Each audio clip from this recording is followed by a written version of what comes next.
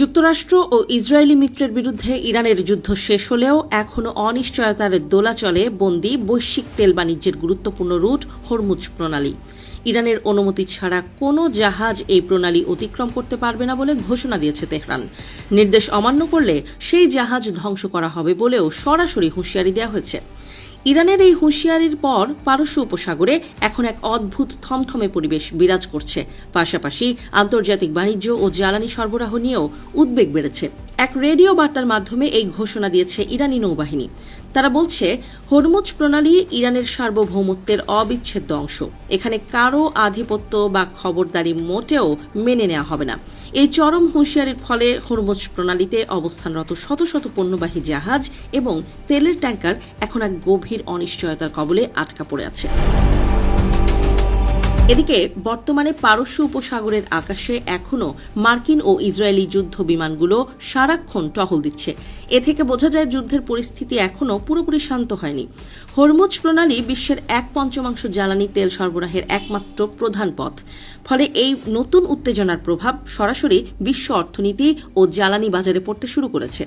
যদিও আগে অত্যন্ত আক্রমণাত্মক অবস্থান থেকে কিছুটা সরে এসে ইরানের পাওয়ার প্ল্যান্ট এবং ব্রিজ ধ্বংস করার হুমকি থেকে সাময়িক বিরতি নিয়েছেন মার্কিন প্রেসিডেন্ট ডোনাল্ড ট্রাম্প, তবুও ইরানের এই অনমনীয় ও দৃঢ় মনোভাব পরিস্থিতিকে আবারও এক ভয়াবহ সংঘাতের দিকে ঠেলে দিতে পারে।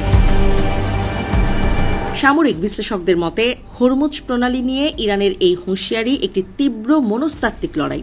এই লড়াইয়ে আমেরিকা এবং ইরান উভয়ই একে অপরের ধৈর্যের শেষ সীমা পরীক্ষা করছে। যুদ্ধবিরতি মাত্র 2 সপ্তাহের জন্য হওয়ায় এই সংকীর্ণ ও গুরুত্বপূর্ণ জলপথের দিকে পুরো বিশ্ববাসীর নজর থাকবে, কারণ এখানে নেয়া যে কোনো ছোট ভুল পদক্ষেপ পুরো বিশ্বকেই এক অকল্পনীয় জ্বালানি ও অর্থনৈতিক সংকটের মুখে ফেলে দিতে পারে। এদিকে ইরানের বিরুদ্ধে সাময়িক যুদ্ধবিরতি মানলেও লেবাননে তা মানছে না দখলদার ইসরায়েল। বুধবার মাত্র 10 মিনিটের ব্যবধানে লেবাননের রাজধানী বৈরুত সহ বিভিন্ন এলাকায় 100টি বিমান হামলা চালিয়েছে ইসরায়েলি বাহিনী। এতে কমপক্ষে 89 জন নিহত এবং 800রও বেশি মানুষ আহত হয়েছেন। যুক্তরাষ্ট্র ও ইরানের 2 সপ্তাহের যুদ্ধবিরতির মধ্যেই বুধবার এসব হামলা চালানো হয়। ইরান বারবার বলে আসছে লেবাননও যুদ্ধবিরতির আওতায় থাকবে, যদিও তা নাকচ করে লেবাননে হামলা অব্যাহত রাখার কথা জানিয়েছেন ইসরায়েলের প্রধানমন্ত্রী বেনিয়ামিন নেতানিয়াহু।